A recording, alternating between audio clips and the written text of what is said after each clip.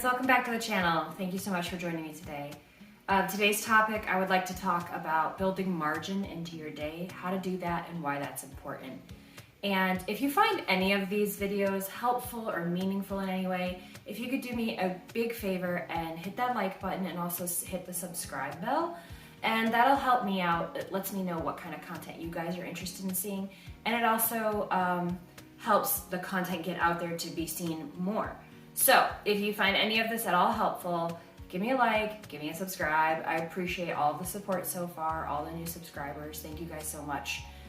Launching a YouTube channel has been an interesting experiment, and I'm a little, I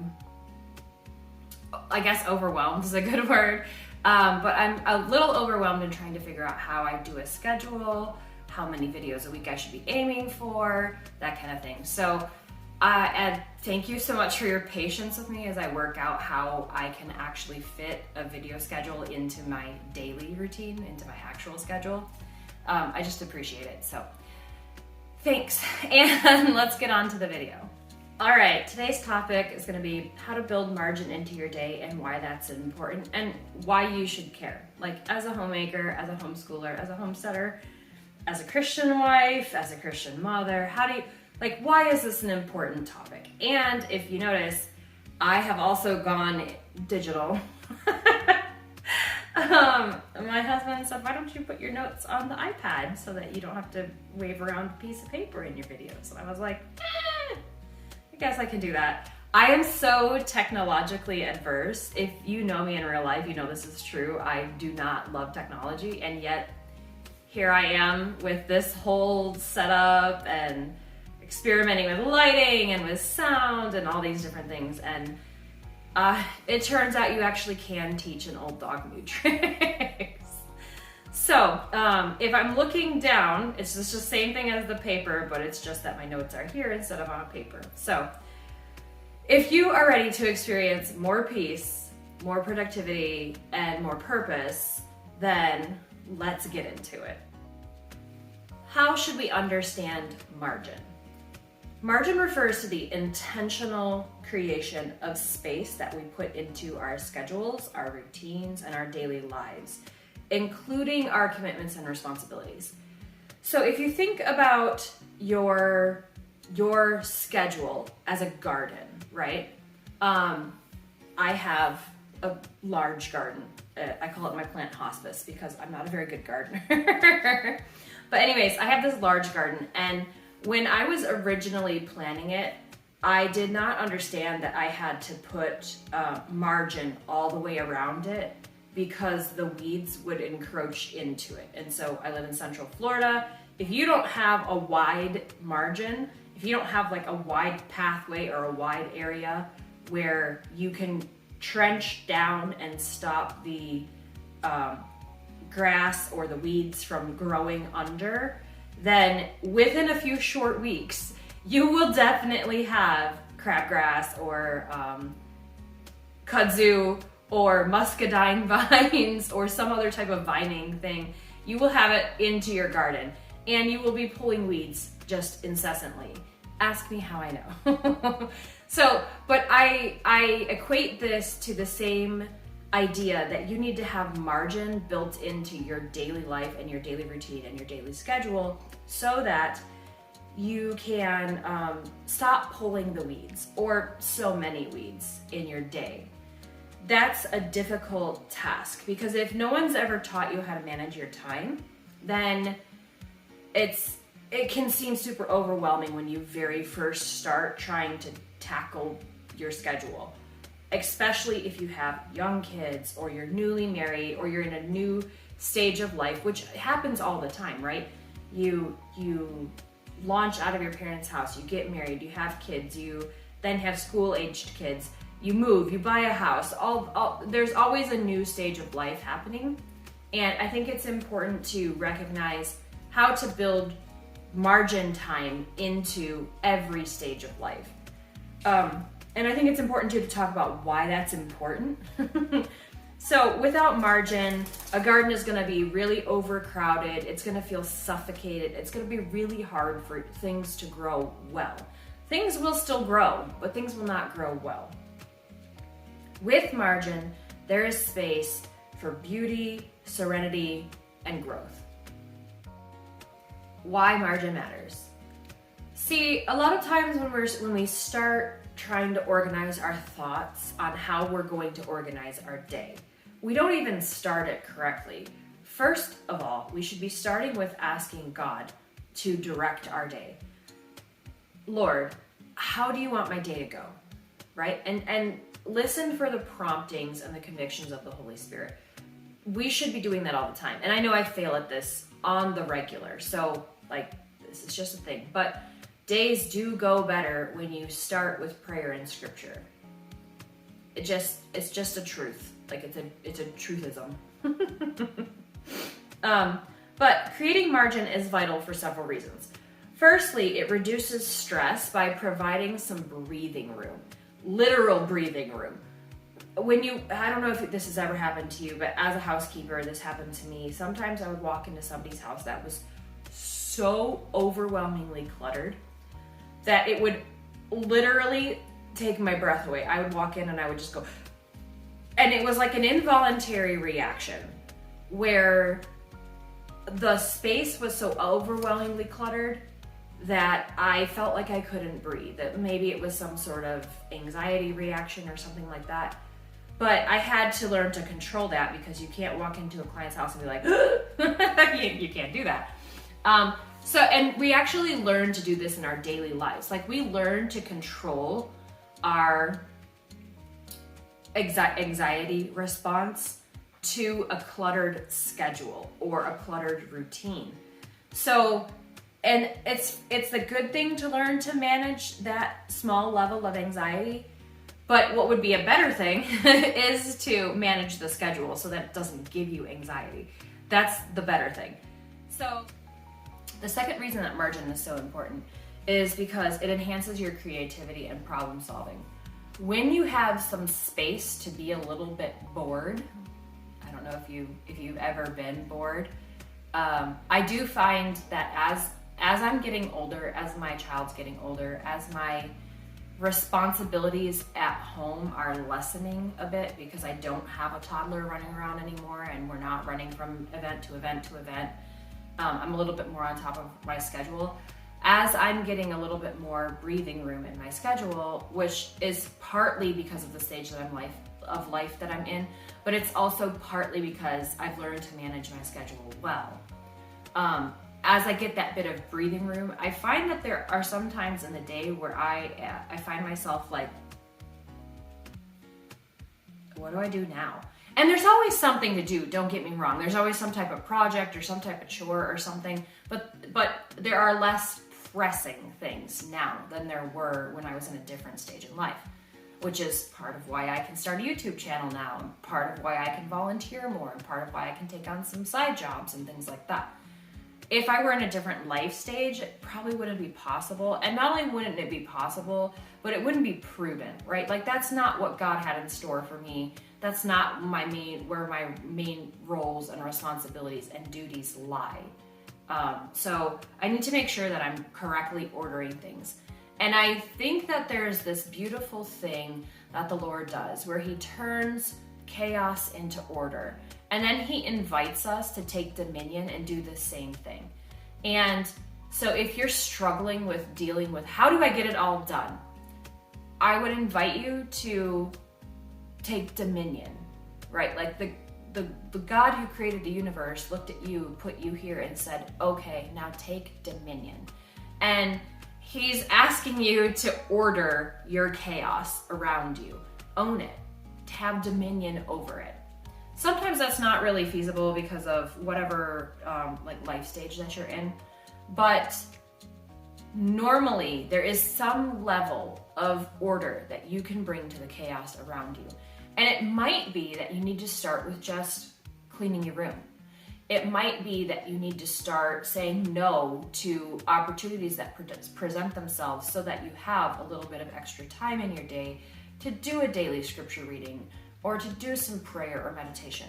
Like, those are things that you should be doing, and they're rightly ordered to do them first. So Is your schedule so busy that you don't have time to do that? And if the answer is yes, keep listening. All right, so I want to cover the 5 top tips that I have for how to build margin into your day. So now we're getting into the practical part of the video. Number 1, prioritize your tasks. Always identify the top tasks that need to be completed that day, that week, that month, and that year.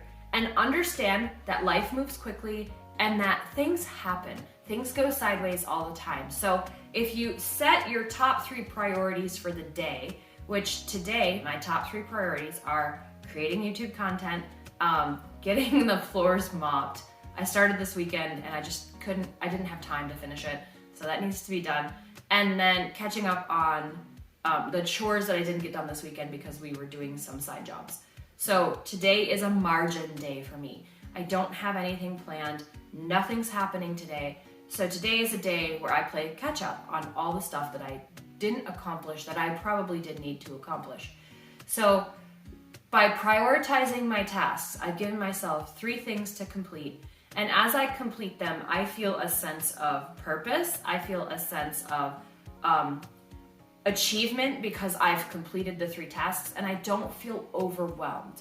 Those 3 tasks by themselves aren't that big of a deal and they wouldn't take me that long to finish. Well, the YouTube content would take me a while. But the mopping and the catching up on the chores that I didn't get done this weekend, those aren't going to take me a whole lot of time individually. But added up, it will take time. And so I think that it's important to build a margin day into your schedule if at all possible. Understanding that you need a day for margin, but you also need a Sabbath. You need a day where you're resting and that your resting can be productive to some capacity. But a Sabbath is a command. It's a command to rest. And rest doesn't mean, I think I've talked about this in the past video, but rest doesn't mean to be idle, to be wasting time. Rest can be recreation, but rest is ultimately what prepares you to do the tasks that you need to do. What is it that leaves you feeling ready to tackle the tasks and the responsibilities and the duties that God has put on your plate? So if I'm thinking about rest for myself, it's not the pedicure or the manicure, and don't get me wrong, I love those things. Those are good gifts. But it is it's maybe a long nap that helps me wake up feeling refreshed and ready to get the rest of the stuff done. It's maybe a day where we don't plan to go to any birthday parties or any game, like any sporting events or anything, because it's a day where we are intentionally going to stay at home and be together as a family. So think about a Sabbath as a day like that. And if you have the ability, and this may take rearranging your schedule, which probably takes knowing your schedule in the first place, but if you have the ability, build one of these days into your schedule once a week, if at all possible. And if you can't do the full day, start with a few hours. Figure out where you can get a few hours of intentional rest that leaves you feeling refreshed and ready to do the duties and responsibilities that God has given you. I was saying that if you can, practice Sabbath 1 day a week, 1 weekend a month, and 1 week a year. And that just helps you reprioritize and reset your mindset surrounding rest and surrounding the duties and responsibilities you have. I think that's probably very prudent advice. We can't adhere to that all the time, but if we can aim for that, aiming and failing is better than not even starting. Number 2, using time blocks. Allocate specific time blocks for tasks, allowing you to work efficiently and without feeling rushed.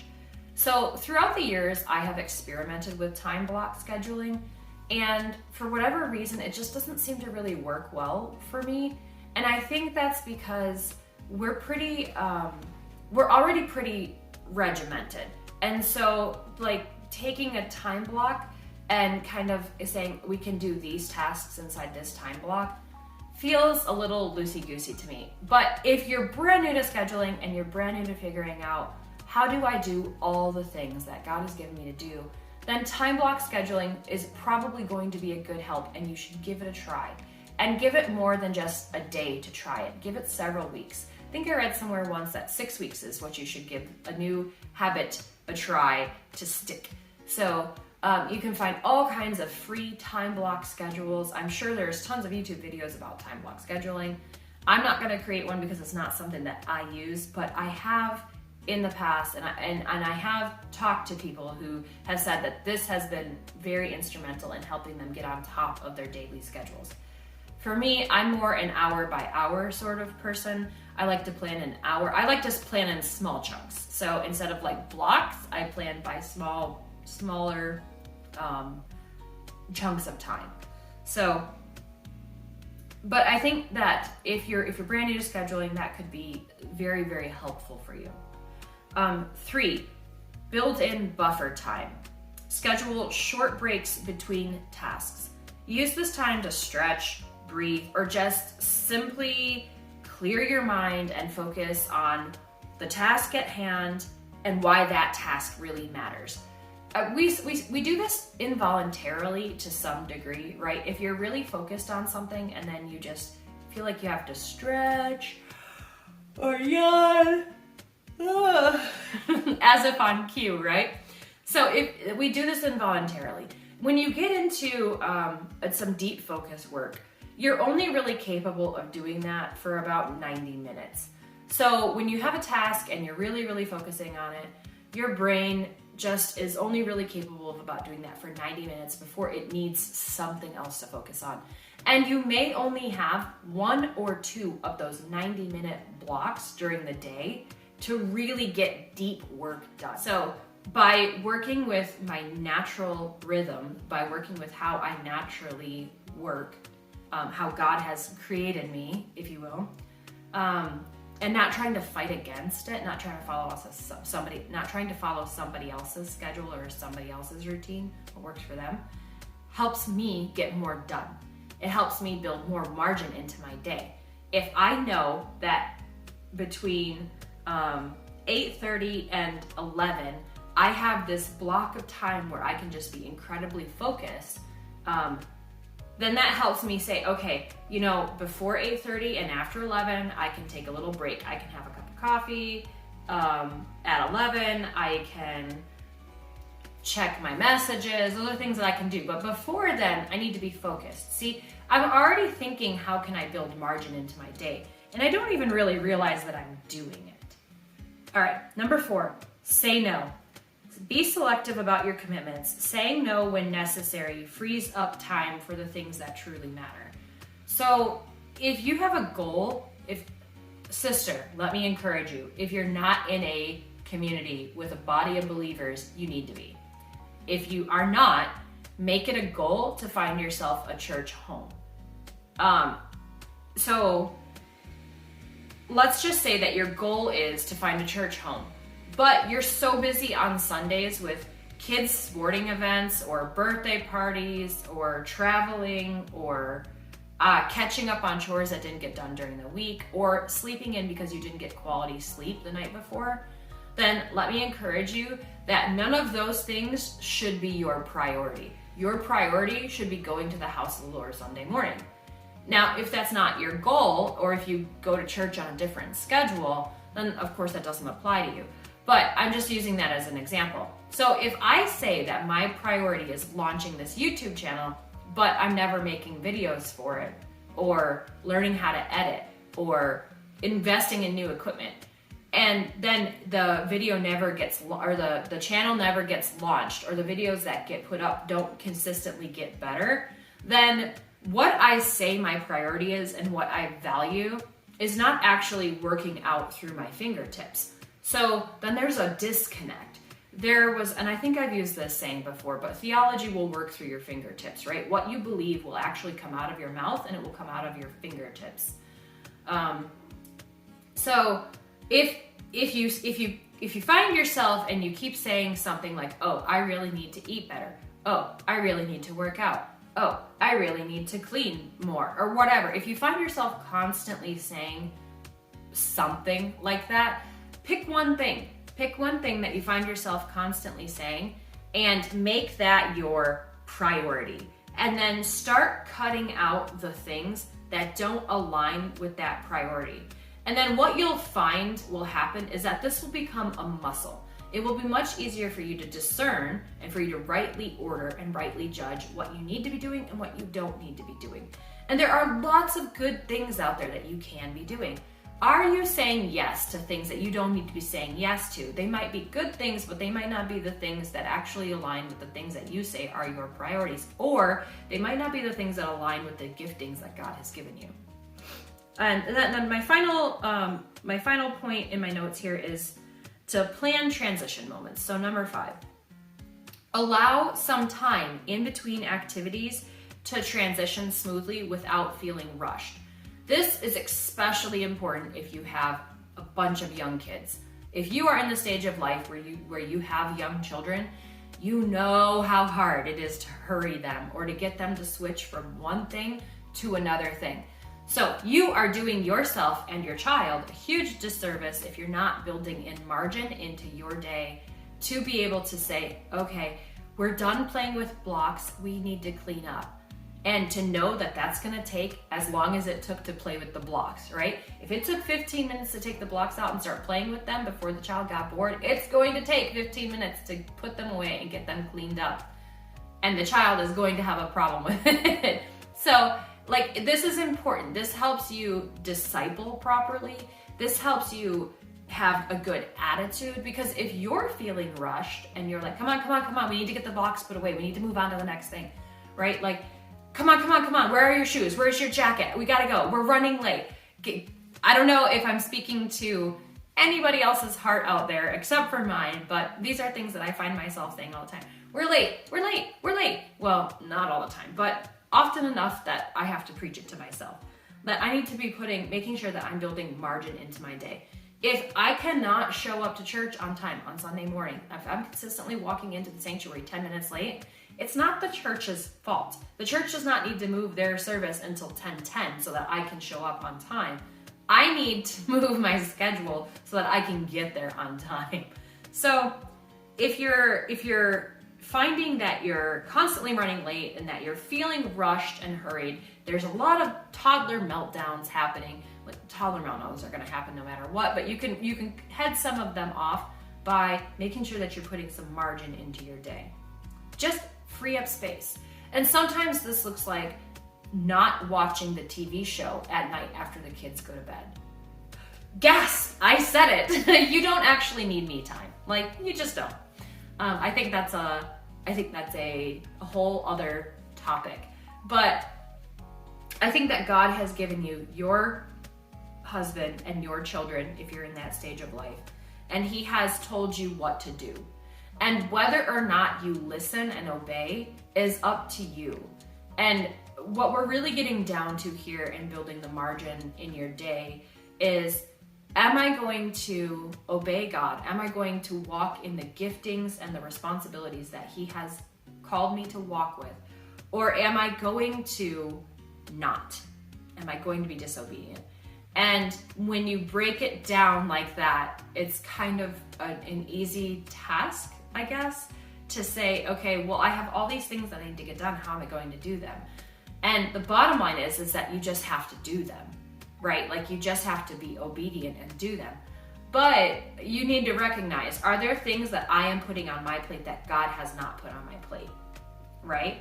And that's also a problem. If you're wrongly ordering your tasks and you're wrongly ordering your life and you're not prioritizing your things pointing them towards the Lord, then you're going to have a real difficult time deciding what you should be doing. So, congratulations! You now have the tools to attempt to build some margin into your day. And you maybe also have some edification and encouragement that yes, you can do this. Yes, you probably will feel overwhelmed sometime.